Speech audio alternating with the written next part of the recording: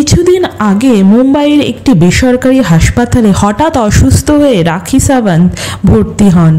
পরীক্ষা নিরীক্ষা করার পরে ডাক্তাররা জানান তার শরীরে বাসা বেঁধেছে রোগ, অর্থাৎ তার ইউট্রাসে ধরা পড়ে একটি টিউমার, যা অস্ত্রোপচারের মাধ্যমেই নিরাময় করা সম্ভব।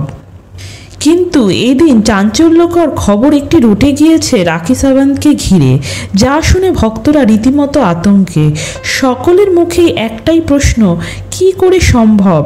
রাখি যে অসুস্থ এই কথা সবাই জানতেন। এক বড় টিউমারের অস্ত্রোপচার করে তার বের করা হয় শরীর থেকে।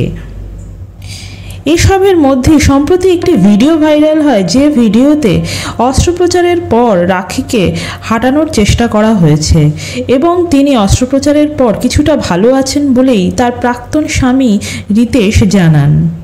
সেই ভাইরাল ভিডিওতে দেখা যাচ্ছে রাখি কান্নায় ভেঙে পড়েছেন, কিন্তু কেন? এরই মধ্যে বলিউড স্পাইস নিউজের এক প্রতিবেদনে দাবি করেছে রাখি নাকি HIV-তে আক্রান্ত। তবে চিকিৎসক তার পরিবারের তরফ থেকে এখনও পর্যন্ত এইরকম মন্তব্য আসেনি। রাখির বাবা মা কেউই এই দুনিয়ায় বেঁচে নেই। এই অসুস্থতার সময় তাকে আগলে রাখছেন তার প্রাক্তন স্বামী রিতেশ। ইনস্টাগ্রামে রাখির ছবি শেয়ার করে রিতেশ লেখেন, আমি খুশি, শীঘ্রই রাখি স্বাভাবিক জীবনে ফিরে আসবে। আজ ওকে হাঁটতে দেখে বেশ ভালো লাগছে। জরায়ুতে টিউমার দেখা দিয়েছিল, সেই টিউমারটিকে অস্ত্রোপচার করে বাদ দিতে হয়েছে। অস্ত্রোপচার সঠিকভাবেই সম্পন্ন হয়েছে। রিতেশ আরও বলেন যে কত বড় টিউমার, এই নিয়ে যারা মজা করছে মনুষ্যত্ব নিয়ে প্রশ্ন উঠে যাচ্ছে। রাখি, যাই হোক, তোমার পাশে আমি থাকব।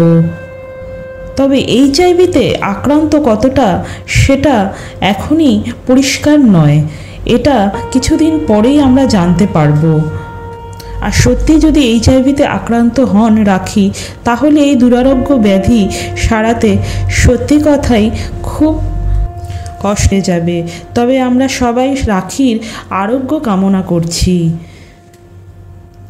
দর্শক বন্ধু, ভিডিওটি ভালো লাগলে অবশ্যই লাইক দেবেন এবং চ্যানেলটি সাবস্ক্রাইব না করলে অবশ্যই সাবস্ক্রাইব করবেন।